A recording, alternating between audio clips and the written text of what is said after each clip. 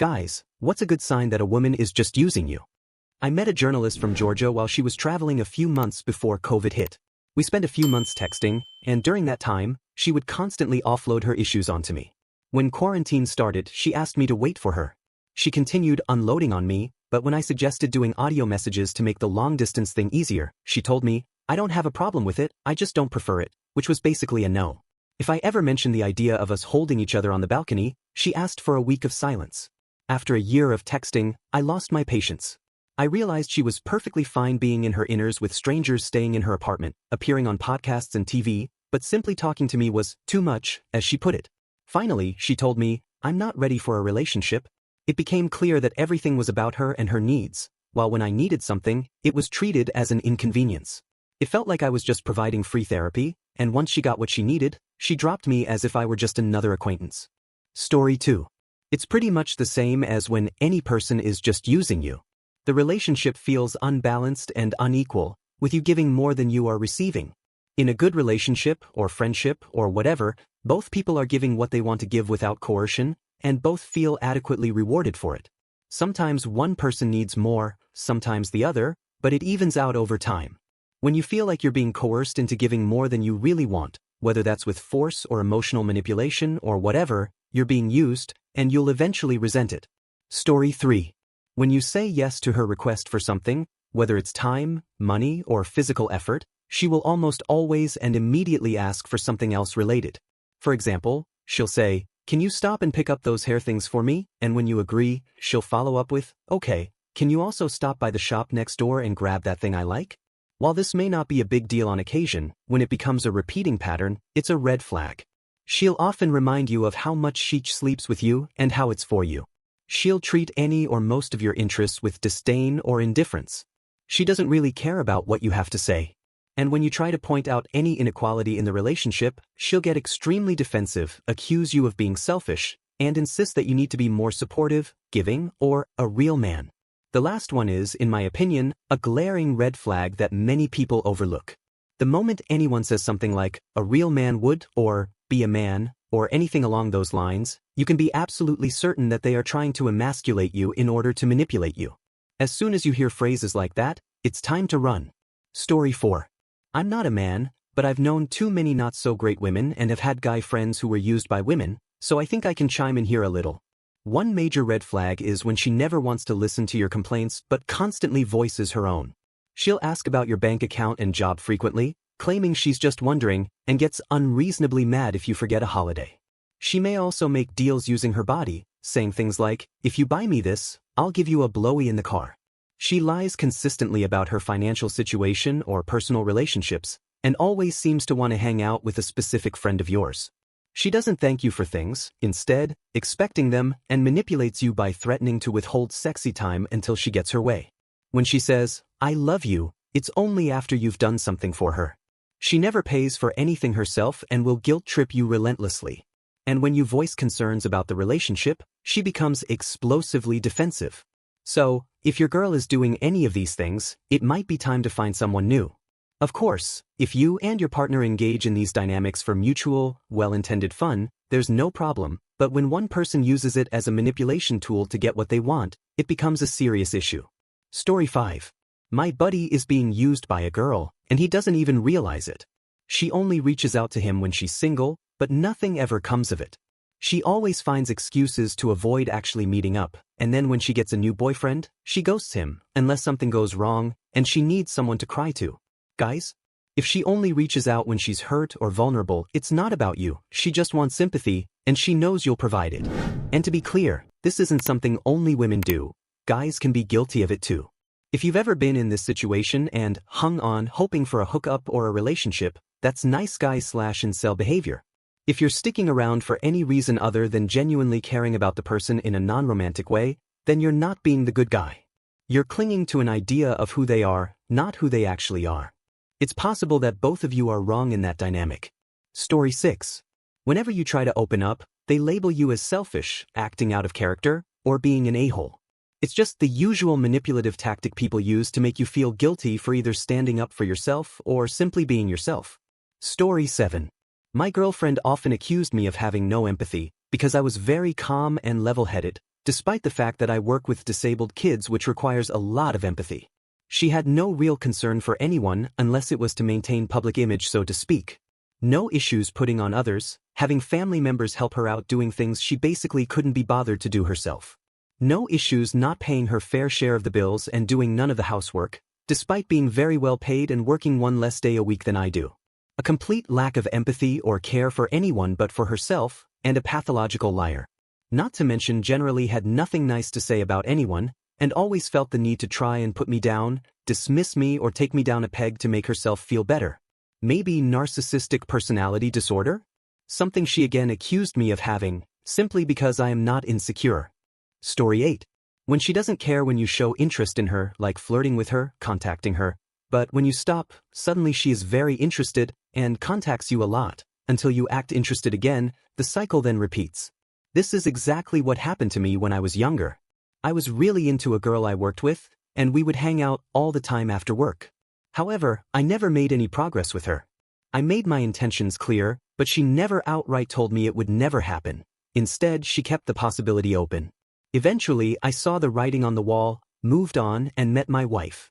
The second I stopped pursuing her and just acted like a friend, she completely flipped and started showing a lot of interest. I like to think I was smart enough not to fall for it, but the truth is, I was so in love with my wife that nothing could have made me notice another girl.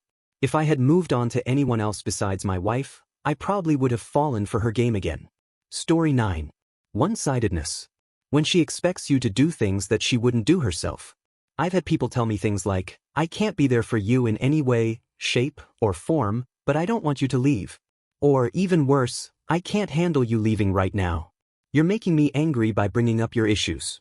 You can't come to me for things like that. You knew I was upset, all while crying and trying to make you feel guilty. And let's not forget the classic, you're being so selfish. If that's not manipulation, I don't know what is. I understand that people go through tough times and that it's hard to support others when you're struggling yourself. But if you truly care about someone, you make time for them. That's what friendship and relationships are about. A healthy relationship is a give and take. If all you're doing is giving and they're just taking, you're being used, no matter what excuse they give. It reminds me of a saying I saw online a while ago. Givers, be mindful of your limits, because takers don't have any. And for anyone who wants to argue saying, you just don't understand, yes, I do. I've been at rock bottom on half a dozen medications just to keep me sane when a friend came to me needing help. And you know what? My issues didn't even matter. They were there for me when I needed them, so I was there for them when they needed it. That's how it works. We're both doing better now because we had each other's backs. If you can't heal with your friend, then they aren't really your friend. Story 10. In my experience, she used me for my possessions. My car, phone, and computer skills. It started out as a genuine friendship, but over time, I lost my backbone. It began with small things. She didn't have a phone, so I let her use mine as if it was hers. Then, she didn't have a car, and even though my insurance didn't cover her, I caved and let her drive mine. When her computer had problems, I was the one who fixed them. Eventually, she got her own car and phone, and suddenly, she stopped contacting me. Looking back, I was definitely a pushover. Story 11. She never calls you by your name and you find out you're labeled free food in her phone. I had a friend this happened to. He wasn't named on her phone as free food, but she would only go out with him to eat. They would hook up after the meals, but he would never hear from her otherwise. When she finally ditched him, she told him she was using him for free dinners. He said, "What? I thought you were an escort." I honestly thought that's what this was. She flipped out at him screaming about her not being a hooker and stuff, and he's like, "Well, you fooled me, I guess." Story 12. I was kinda dating a girl who told me she was too busy for a date on Saturday but was only free on Tuesdays. She also mentioned wanting to date other guys while seeing me. Later, she admitted she was rotating boyfriends throughout the week just for free food. Needless to say, I dropped her like a bag of moldy tangerines after that. Story 13. I spent a year heartbroken over a girl who kept using me to make herself feel better. She initially rejected me saying that she wasn't ready yet, and I kept holding on to the hope that just yet meant something was about to happen. We got along so well, and every few months, we'd reconnect and become really close for a few weeks. Each time, I thought things would finally work out. But then she'd start ghosting me, making excuses to cancel plans at the last minute. Eventually, I realized the pattern. I only heard from her when she was between relationships. Eventually, she bailed on me for the last time, and that's when it hit me. I had been holding on to unrealistic nice guy expectations. I had been there for her to make herself feel better, and that was all. I never heard from her again. I had a friend like this too. Whenever he was with his girlfriend, he completely disappeared from all personal or group activities. Then, when she'd dump him or they'd have a huge fight, suddenly he was everywhere again, acting like a puppy that had just been kicked with a steel-toed boot. When she'd take him back or reel him in, he'd vanish again, disappearing for months without a word. She was a classic abuser, and he was just a terrible friend. They eventually got married, and we barely see him anymore. The only time he reappears is when they're on the brink of divorce, but as soon as things seem to settle, he's gone again just as quickly as he came. Story 14. A girl once called me her happy pill, a nickname her therapist created because I genuinely made her life so much better, but she cheated on me anyway. My friend told me that you only take a pill when you need it, and I've lived by that and used that as a filter for all my relationships. Story 15. When she flirts with you constantly, but also with everyone else, and asks you to come over to do complex electrical work with the promise of dinner, you agree because you enjoy the work and like being around her. But then, when you show up, she brings her kids along and completely ignores you the whole time. When you're not around, she never texts or calls, and just gives you a wave when you pass her at work, making no effort to engage in conversation. When you try to talk to her, all you get are short, uninterested responses like, "Yeah? Screw you, Liz." Story 16. If she has other men in her life, in any form, but you're not allowed to even speak to another woman, whether it's a platonic friend or not, without her freaking out, you're nothing more to her than a source of drama and validation. Don't run away from that. Story 17. This girl asked me out, and after confirming it was just going to be the two of us, I was pretty excited. Then, the day of meeting, she calls and says, "Oh no, I have to move right now. Can you bring your truck?" So, my date turned into helping her move. 2 weeks later, she messages me all cute on a Sunday afternoon. I figured she was all settled in by now. But then she hits me with, "So, my friend has a dresser that needs to be moved tomorrow, and I told him I'd take it. Can you pick it up and bring it to me in the morning?" I ghosted her right after that. Story 18. This isn't gender specific, but if your partner is consistently irritated by small things about you, yet says they love you, they're not being truthful. They love the feeling of being loved by you, but they don't actually love you. That is literally how you can tell. Story 19. If you ever have the thought that something might not be right, that's already a red flag. A healthy relationship or friendship should never leave you doubting in the first place. Rose-tinted glasses can make you ignore the obvious warning signs and stay in a bad situation. I hope anyone reading this can find the courage to leave for your own well-being. Some clearer signs include a lack of two-way communication, if only her problems matter and yours don't, or if you're the only one starting conversation while she doesn't make the effort but still keeps you around, it's time to start walking away. Another red flag is if she only reaches out when she's in trouble, needs support, or is having a bad time. A healthy relationship should involve sharing both the good and bad moments. Lastly, if your worth to her is measured by what you can provide materially, and you feel like she would disappear the moment you stop investing money or time, it's time to stop and find someone who values you for who you are. Story 20.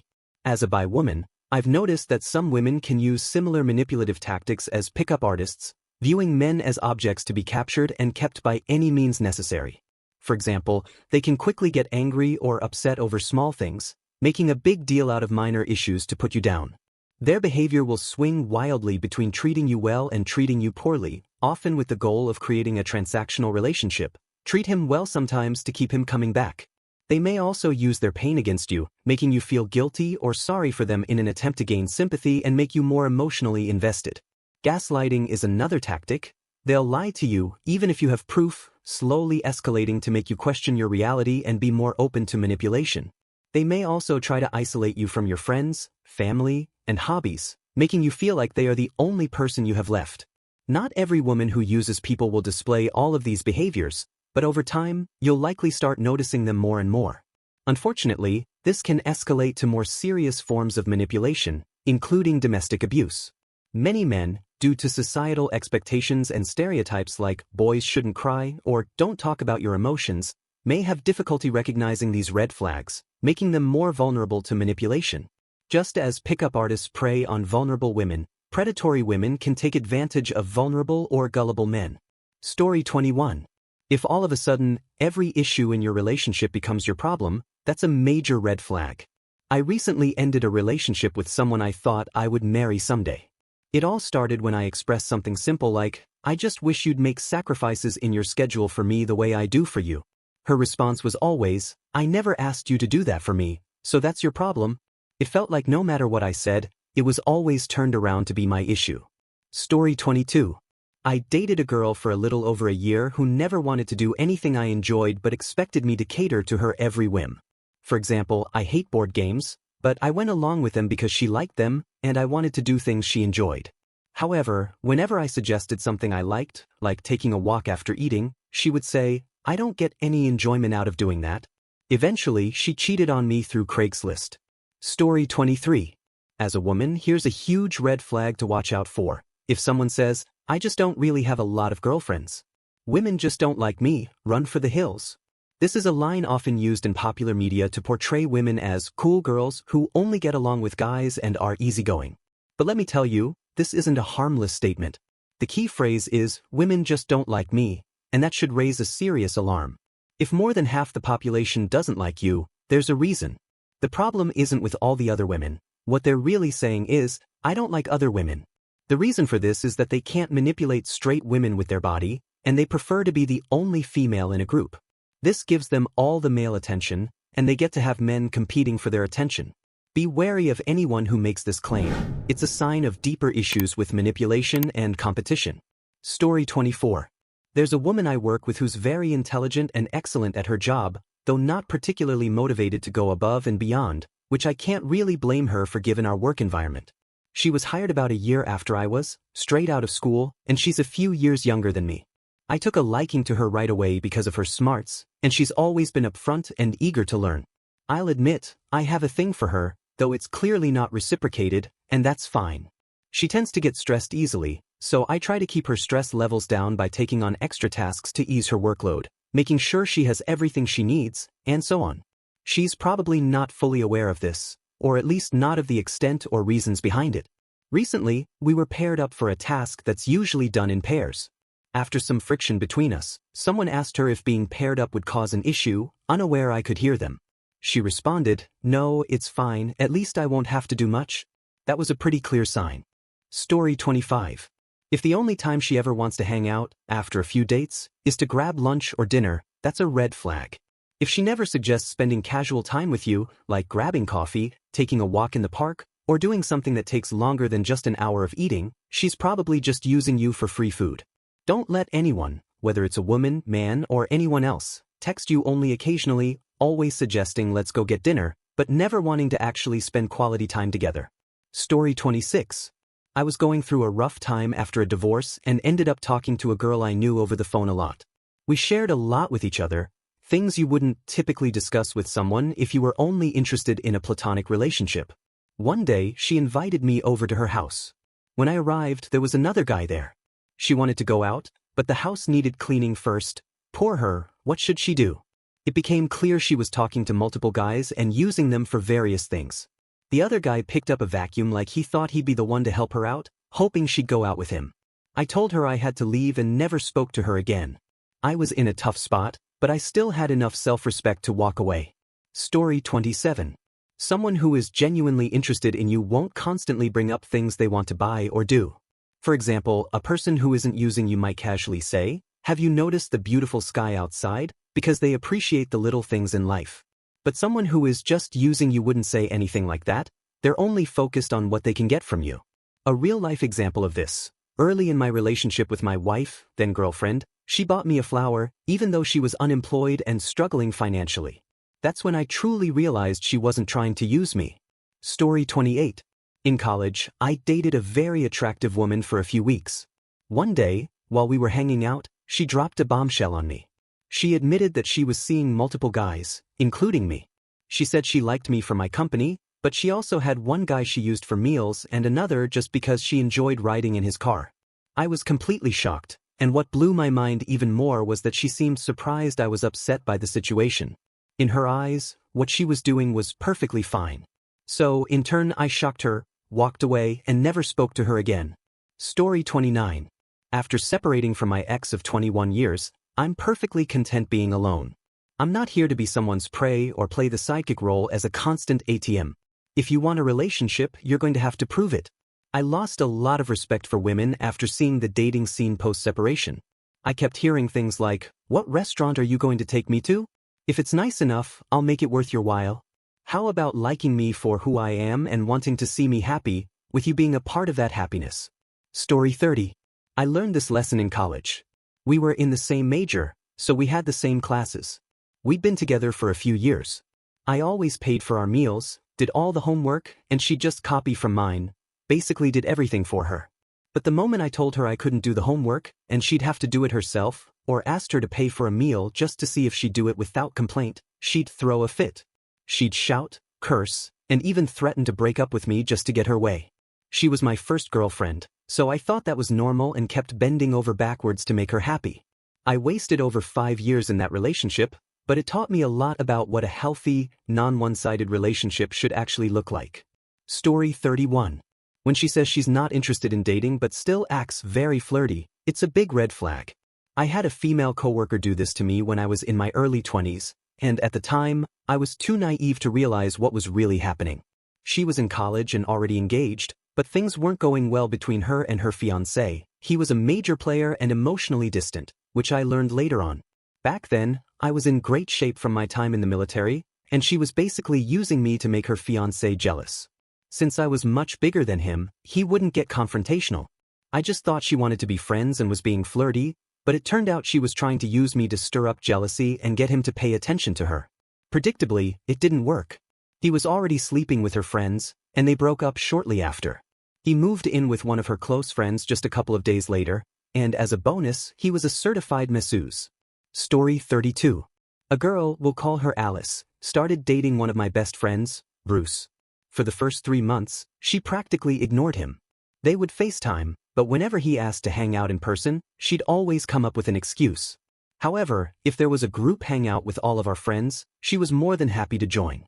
At one point, she told my girlfriend, who was still friends with Alice at the time, that if she could do it over, she would have gone after a different one of our friends instead. She then confided in another of our friends that she was planning to break up with Bruce, and of course, that friend told Bruce. So, Bruce ended things first. A month later, we all went on a camping trip, and since Alice was still kind of friends with my girlfriend, she came along too. Bruce and Alice interacted a lot during the trip, and we pulled Bruce aside to warn him about what he was about to do. He listened but ended up getting back together with her the next day. A month after that, the day before Bruce left for basic military training, Alice cheated on him. She claimed she was drunk, but it wasn't that extreme, she wasn't that drunk. Bruce, understandably pissed, broke up with her. They got back together the next day. About 6 months later, Alice allegedly cheated on him again. She claimed it was forced, but we had plenty of reasons to doubt that story. She had told her friends to make sure she didn't do anything while drunk, and when she told one of our friends, a good friend of hers at the time, about it, all she could focus on was cheating on Bruce, not on being forced part. It could still have been forced, but based on everything, we're not sure. Story 33. I once dated a girl who loved to hang out and talk until the early hours of the morning. At 19, a naive college freshman, it felt nice to feel needed. She had a lot of emotional baggage and I'd help her work through it. But the problem was, there was never any reciprocity. I always left feeling drained, but at the same time, I had this sense of being needed. A big sign that you're being used is when the girl shows no interest in offering you emotional support in return. Men have emotions too, and we need support just as much as women do. Everyone deserves to receive as much in a relationship as they give. Story 34. When she's pressuring you to buy expensive things that you don't want, need, or can't afford, especially when you make more money than her, and she keeps pushing for it, that's a red flag. She might say things like, "You don't have to, babe. That's just what I would do," or "If you don't want to buy it, you can get it for me, babe," or even try to manipulate you by saying, "Isn't that the one you said you wanted, babe?" when you know you never said that. It's easier to see this behavior from the outside, especially if you're not okay with being manipulated like that. Story 35. I'm not a guy, but I experience this a lot with my mom and sisters. They're sweet when they need something, but when you do something for them, it's always wrong and it's always your fault. For example, if they want something like a sundae from McDonald's and I'm too tired after work to drive them, they'll demand I take them anyway. On the way, All I hear is complaints about my driving, even though none of them know how to drive. If I ever say no, they guilt trip me, calling me selfish or saying things like, "You're the only one with a car, why are you thinking only of yourself?" It's toxic, and it feels like a no-win situation, like living with a bunch of mean girls. I'd leave if I could, but you can't really escape family. So guys, if this sounds familiar, get out now. That kind of relationship isn't worth it, and you deserve someone who appreciates you. Women who make you feel bad about yourself are just not worth your time. You deserve better. Story 36. I'm not a guy, but I had a friend like this once. She was a piece of work. She rarely paid attention to single guys or anyone who was available romantically. If you were single, she had zero interest in you. She thrived on attention, especially from guys who were already in relationships or interested in other girls. Then she'd swoop in, pretending to be innocent, with sweet smiles, gentle touches, coy looks, and that laugh. You know the one. All the single guys in our group were in love with her, seeing her as the perfect damsel in distress. They'd go out of their way to do things for her, and she took full advantage of it. But when women were around, she'd act completely different, oozing confidence and no sign of vulnerability. She'd shamelessly talk about fantasizing about sleeping with taken guys while their girlfriends were out of town, claiming she didn't do it because she was too good for them. She also got jealous when I had a more active intimate life, though I wasn't dating, just hooking up, and it would drive her crazy when she saw me swiping on Tinder. A guy friend of mine recently introduced me to the term homewrecker syndrome. Think the shoe fits? Story 37. I've only had one truly bad relationship, so this may not apply to every situation, but I wanted to mention something else to look out for: how she integrates you into her social life with her friends. First, if she never brings you around her friends, or only does so in highly controlled settings, that's a red flag. It could mean she doesn't trust all her friends to keep quiet about certain aspects of her life. Second, if she frequently talks about her friends' untrustworthy behavior toward their boyfriends or shares details about their promiscuous actions with random guys, be cautious. She may be playing games where she simply replaces her name with the name of a friend in those stories. These behaviors can, though not always, suggest that she might be keeping you around for a specific purpose, like financial stability or a steady relationship, but is still living a life outside of you that you may not be aware of, regardless of what you think your relationship with her is. Story 38.